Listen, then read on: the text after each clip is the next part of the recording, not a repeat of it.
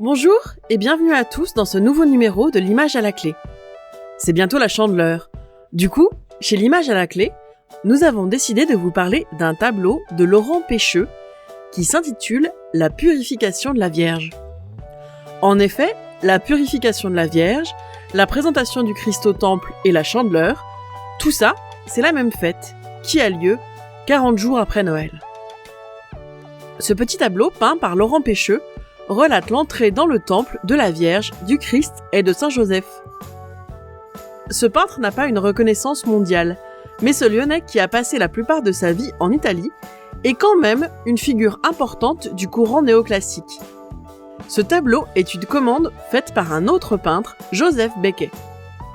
Le Christ enfant est dans les bras du vieillard Siméon, qui reconnaît en lui la lumière du monde et le bénit. Siméon attire toute la lumière du tableau. Son vêtement rose resplendit. Il ne touche pas le Christ à main nue. Elles sont couvertes par un tissu blanc, en signe de respect. Son couvre-chef rappelle le migabat des prêtres juifs, une coiffure un peu conique. La notion de lumière est soulignée par l'un des jeunes garçons au premier plan. Il tient dans sa main un long flambeau.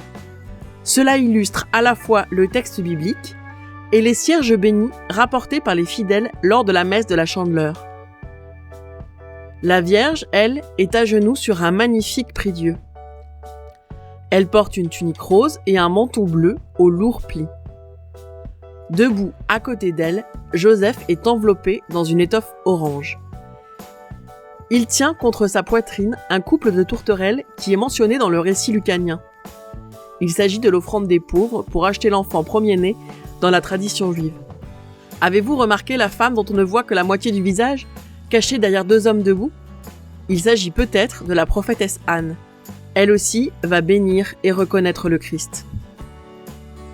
La composition du tableau est dynamique, encore marquée par l'art baroque. Les silhouettes reprennent les mouvements des colonnes torses du dais.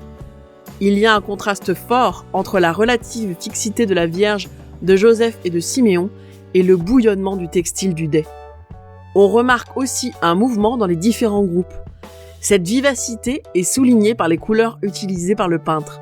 Elles sont acides et métalliques. N'hésitez pas à vous abonner à la chaîne YouTube de Narthex, à nous rejoindre sur Twitter, mais aussi à liker la vidéo et à nous laisser des commentaires. À bientôt!